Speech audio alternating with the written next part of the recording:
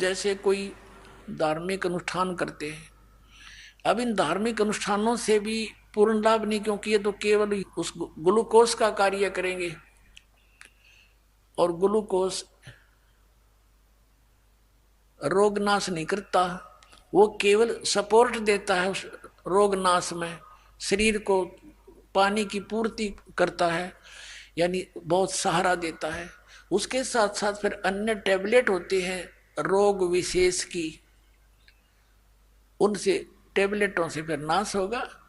तो जैसे ये पांचों यज्ञ तो समझो ग्लूकोज है, और ये यथार्थ मंत्र जो आपको दिए जाते हैं सभी, ये आपके कोई कैप्सूल है, कोई पीने की दवाई समझ लो, कोई टैबलेट है, इंजेक्शन है, ये सारा कंप्लीट कोर्स है। इससे आपका जन्म मृत्यु का रोग नाश होगा।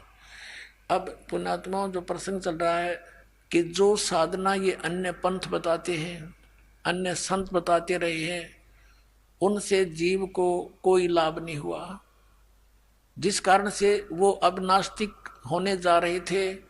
और वो सोच रहे थे जैसे स्वाभाविक कोई पुण्य पिछले संस्कार के प्रारब्धवश किसी को लाभ हो रहा है, तो ये सोचता है कि इस गुरु जी से जो मैंने नाम लिया है मुझे इससे लाभ बहुत हो गया, और वो हो रहा था पहले ही। अपने आत्माओं, ये दास पहले हनुमान पुजारी था, बाबा श्याम जी भी परंपरागत अपने घर की पूजा थी, और भगवान विष्णु और कृष्ण पे तो कति डिवोटेड था, साथ में भगवान शंकर याद आ गए, वो भी पूज्य होते थे। तो ये साधनाएं हम कर रहे थे, अपने मनमुखी पूजाएं, कोई जय हो हनुमान की, जय हो बजरंगबली की, 7 बार हनुमान चालीसा, मंगलवार का व्रत, ये हमारी पूजाएं थी।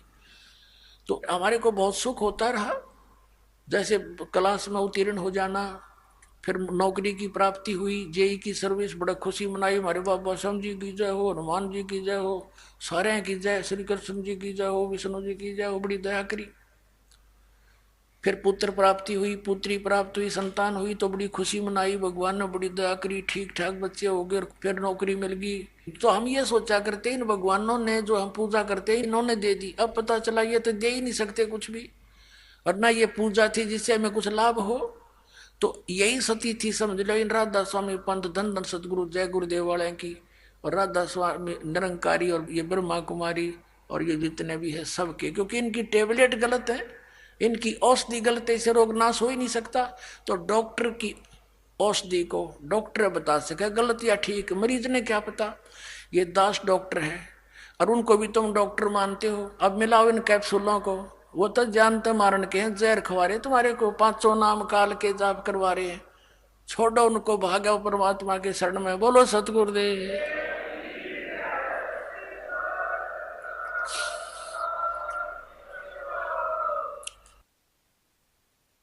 ब्रह्म पिता परमात्मा पूर्ण ब्रह्म, सारी सृष्टि के रचनहार, कुल मालिक कबीर परमेश्वर जी की असीम कृपा से आप जी सत्संग सुनने के लिए उपस्थित हुए।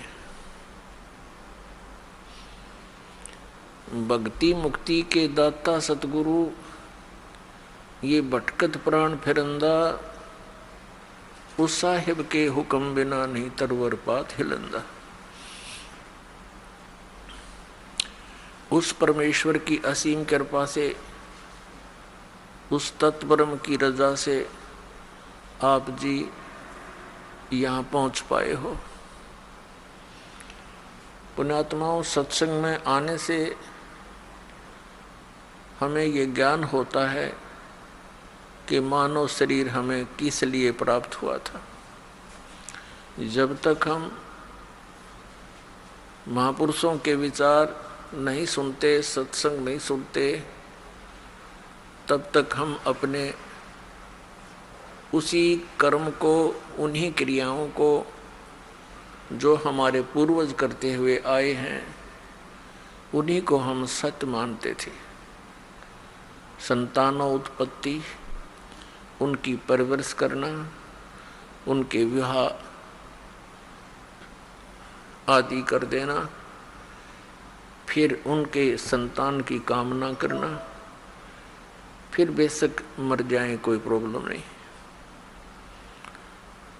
तो ये तो हमारे ना चाहने से भी हो रहा था, क्योंकि जो हमने कर्म करना चाहिए था उसका ज्ञान न होने से हम जो भी प्रारब्ध से प्राप्त कर रहे थे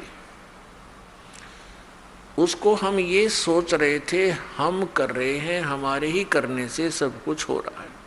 लेकिन ये हमारी भूल थी, अध्यात्म तत्व ज्ञान का अभाव था।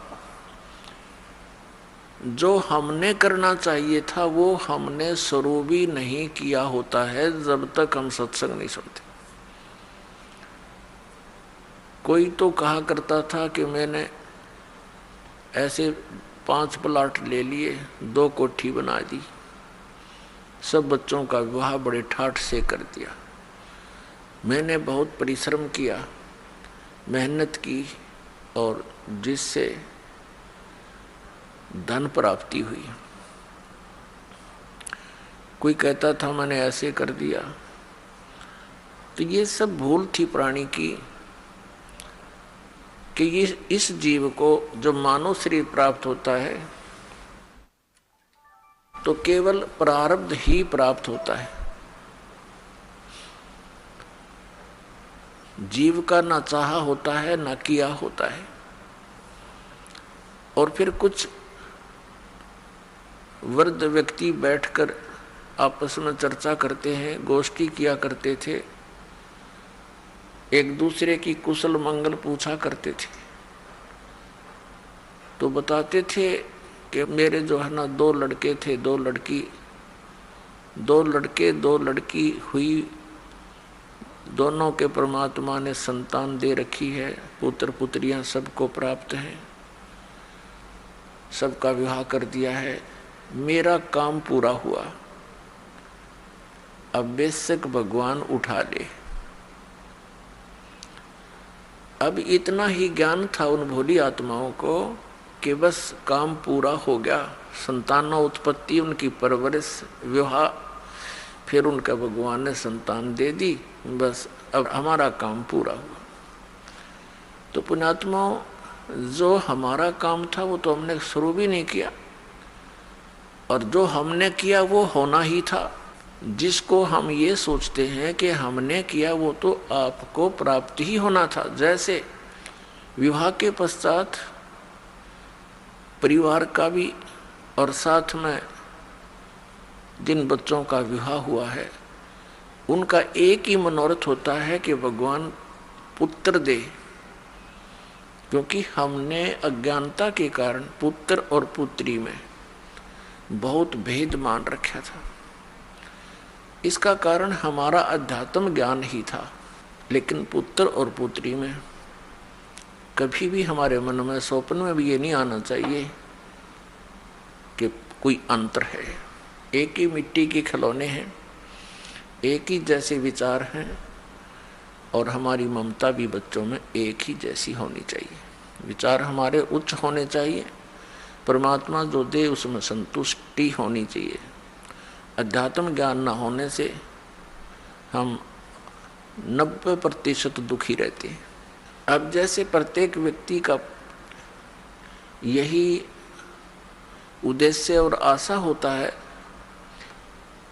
कि पुत्र हो, लेकिन पुत्री होगी, फिर ये सोचा कि भगवान अब के तो पुत्र दे, दूसरी भी पुत्री होगी, बेटी होगी। तीसरी की तो पूरी कामना थी कि तीसरा पुत्र हो ही हो, वो भी पुत्री होगी, चौथी भी पुत्री होगी और 5वीं भी होगी। अपने आत्माओं ना तो हमारा किया हुआ ना हमारा चाहा हुआ, वही हुआ जो होना था। हमने जो करना था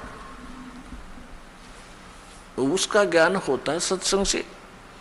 सत्संग हमें सुनने को मिला नहीं, हम आजीवन एक पेट के निर्वाह की व्यवस्था में ही सारा जीवन व्यर्थ कर कर चले जाते रहे।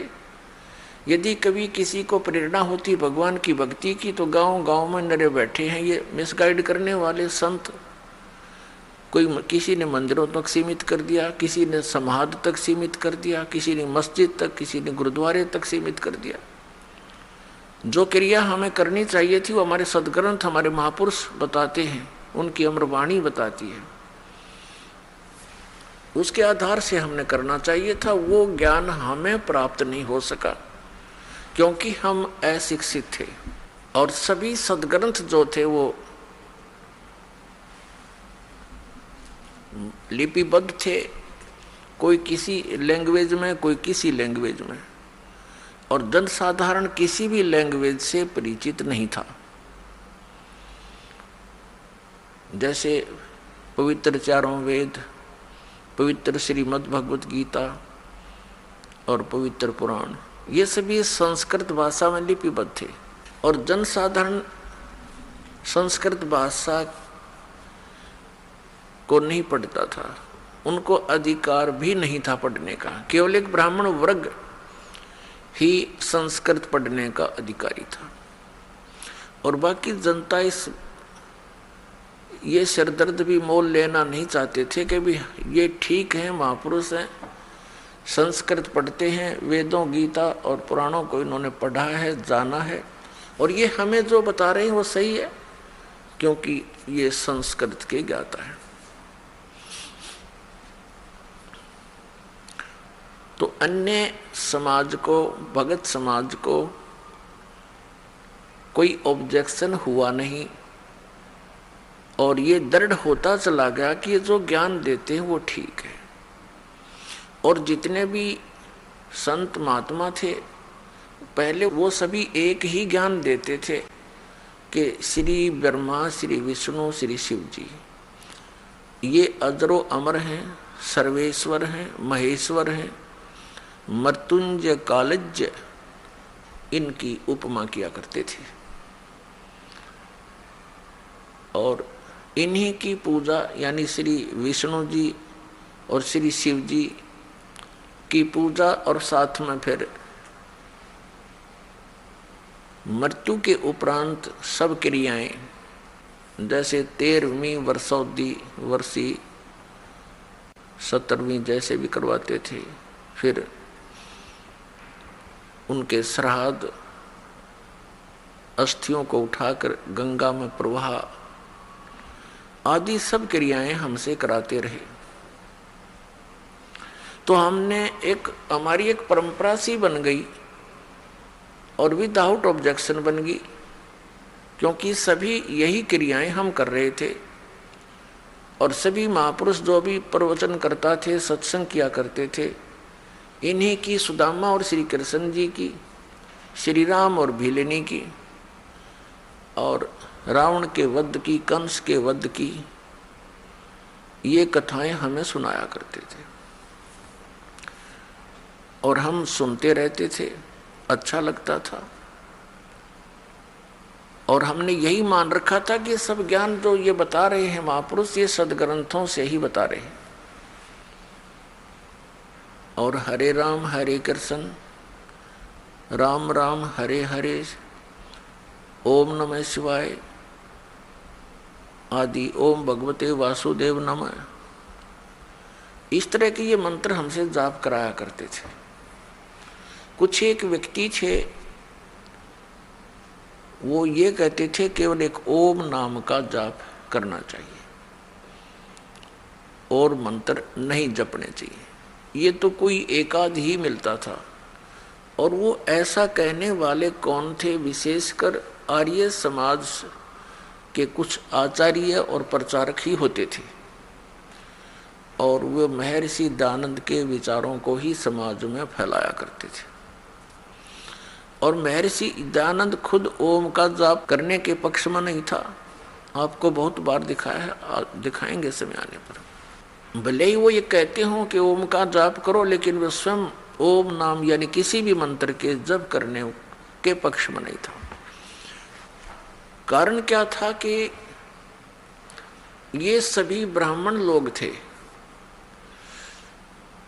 जैसे आदि शंकराचार्य ये उस समय जन्मे थे जिस समय भारतवर्ष के अंदर बुद्ध धर्म की जो है अत्यधिक प्रचार हो रहा था बुद्ध धर्म का और बहुत शीघ्रता से फैल रहा था। उस समय आदि शंकराचार्य जी का जन्म हुआ ईसा मसीह जी से 508 वर्ष पूर्व। तो उस आदि शंकराचार्य का उस समय जन्म होना हमारे लिए वरदान सिद्ध हुआ,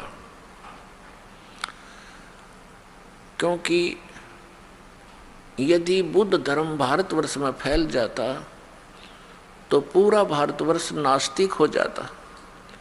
जैसे बुद्ध धर्म फैला चीन में, आज देख रहे हैं कि चीन में कोई राम नाम परमात्मा को याद करने वाला प्राणी शायद ही कोई हो। इसका कारण क्या रहा कि ये महापुरुष जैसे महात्मा बुद्ध थे,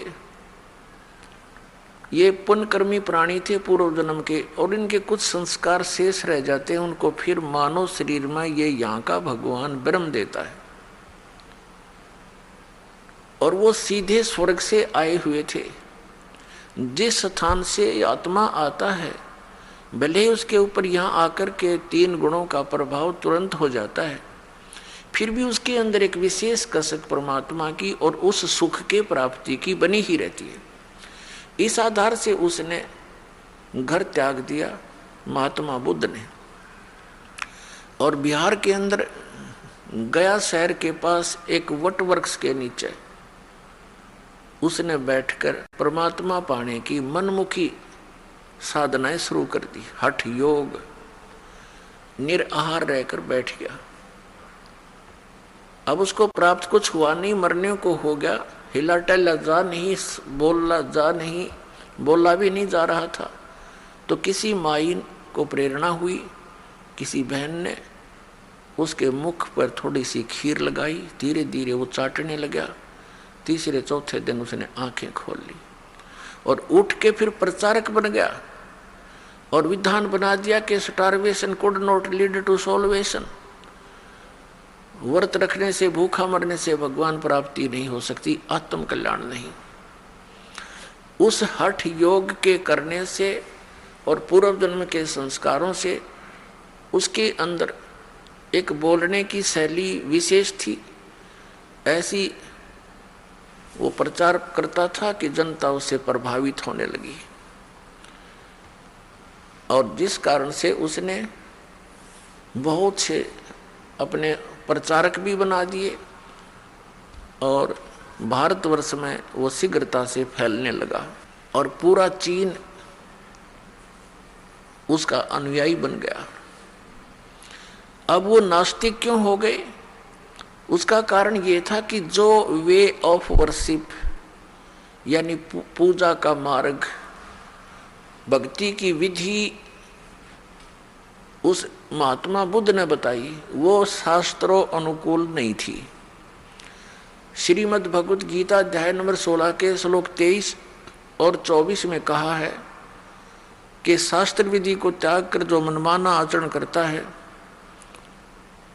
उसकी न तो गति होती है, न उसको कोई सुख प्राप्त होता है, और न ही उसका कोई सिद्धि प्राप्त होती है, उसकी सिद्धि भी प्राप्त नहीं होती, अर्थात यूजलेस यानी व्यर्थ। यही कारण रहा महात्मा बुद्ध जी ने अपने मनमाना आचरण वो पाखंड मत चला दिया, और यही काल चाहता है कि कोई भी पुण्यात्मा उसके फंस जाता है, उसको अपना प्रचारक बना करके उसी की कमाई को, उसी की सिद्धियों को नष्ट करवा देता है, और पूरे उनके अनुयायियों को मिसगाइड करवा कर ये निश्चिंत हो जाता है कि ये गए काम तय। और यही क्रिया बनी थी, महावीर जैन ने यही किया था। वो भी पुण्यकर्मी प्राणी थे। ये वही पुण्यात्मा मारीची वाली आत्मा थी जो श्री ऋषभदेव जी के पौत्र थे, और कई बार ये लाखों बार देवता बने, करोड़ों बार गधा बने, करोड़ों बार कुत्ता बने। अब उसके बाद वो एक स्वर्ग से वापस आए और उनका जन्म महावीर जैन रूप में हुआ। उसके बाद उन्होंने परमात्मा पाने के लिए घर त्याग दिया। ये मुनिवर्ती बोलते हैं, घर त्याग दे नी वस्त्र हो जा। वो निकला था वैराग कसक में, कोई गुरु उनको मिला नहीं, उन्होंने गुरु धारण नहीं किया, मनमुखी हठ योग किए।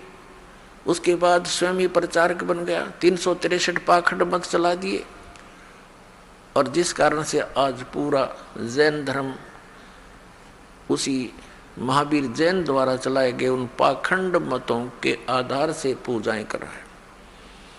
और कुछ दिनों में ये सब नास्तिक हो जाएंगे, क्योंकि भगवान से मिलने वाली राहत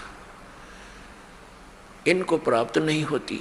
यही कारण रहा कि पूरा चीन नास्तिक हो गया, क्योंकि उनको भगवान से मिलने वाली वो साधना नहीं प्राप्त हुई जो भगवान से राहत मिले। तो उन्होंने सोच लिया कि भगवान कोई है नहीं, अपनी मेहनत परिश्रम से करो और खाओ। ये तो पशु पक्षी भी कर रहे हैं। अगर इतना ही मनुष्य जीवन इसीलिए सीमित था, अगर यहीं तक परमात्मा ने सीमित करके भेजा होता तो पशु पक्षी भी यही कार्य करते थे। अलग से ये एक सुंदर शरीर देने की क्या आवश्यकता थी। परमात्मा ने अपने जैसा ही रूप आपको प्रदान किया है मनुष्य को। परमात्मा भी मनुष्य जैसा ही है, लेकिन उनका सामर्थ्य, उनके शरीर का तेज, उनकी खूबसूरती हमसे असंख्यों गुना अधिक है। इसलिए वो परमात्मा है, हम आत्मा है, हम जीव हैं, वो परमेश्वर है। आदि शंकराचार्य का जन्म उस समय हुआ जिस समय भारतवर्ष में बौद्ध धर्म बहुत शीघ्रता से फैल रहा था। ये काल भगवान के द्वारा विशेष रूप से भेजे गए थे आदि शंकराचार्य, और इन्होंने 8 वर्ष की आयु में ये दीक्षित हो गए थे, और उसके बाद 32 वर्ष की आयु में इनकी मृत्यु हो गई थी। उस दौरान इन्होंने इन 4 मठों की स्थापना की।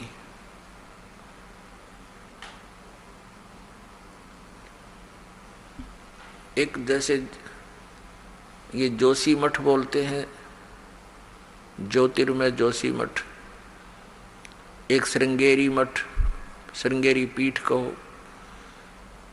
4 पीठ स्थापित की, एक द्वारका शारदा पीठ, एक पुरी गोवर्धन पीठ, इस प्रकार।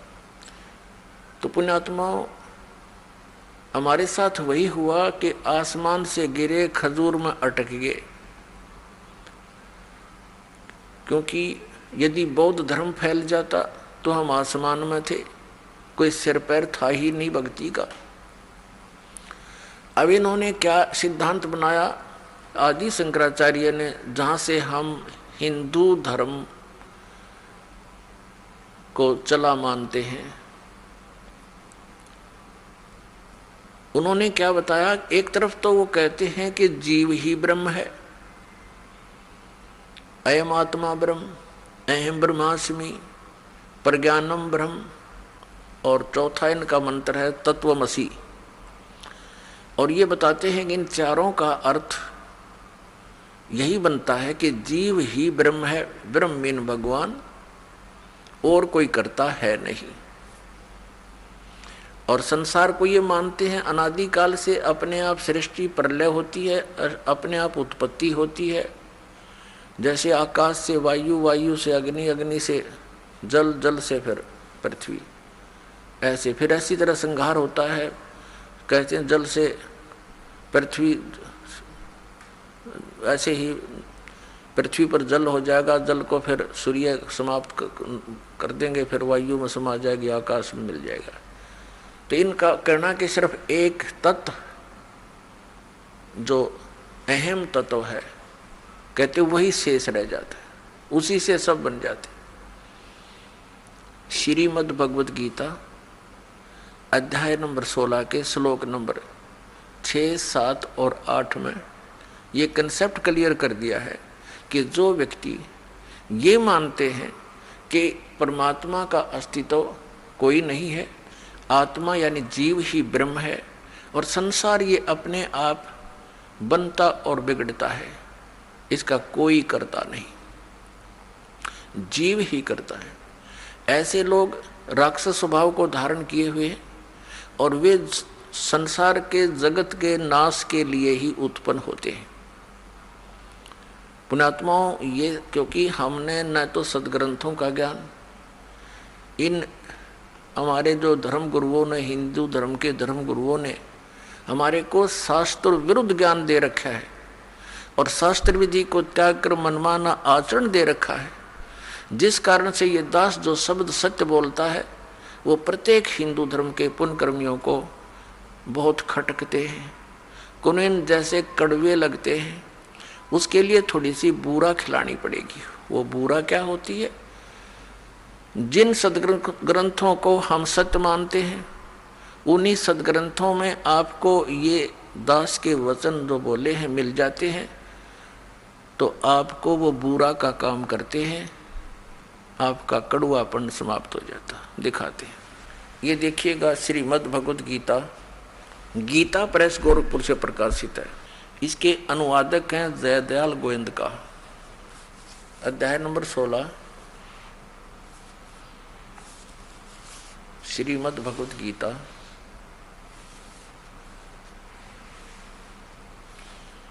और ये श्लोक 7 में, असुर स्वभाव वाले मनुष्य प्रवृत्ति और निवृत्ति दोनों को भी नहीं जानते, इसलिए उनमें न तो बाहर भीतर की शुद्धि है और न श्रेष्ठ आचरण और न सत्य भाषण ही है।